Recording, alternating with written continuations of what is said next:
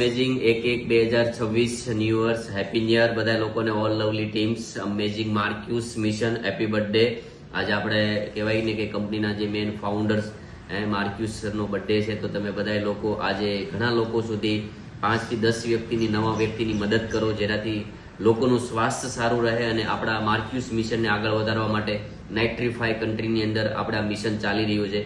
તેવા ઘણા જીવો છે કે જે લોકોને એક હેલ્થ અને એક વેલ્થ બંને વસ્તુ મળે ને હેપીનેસ આ મિશનની અંદર।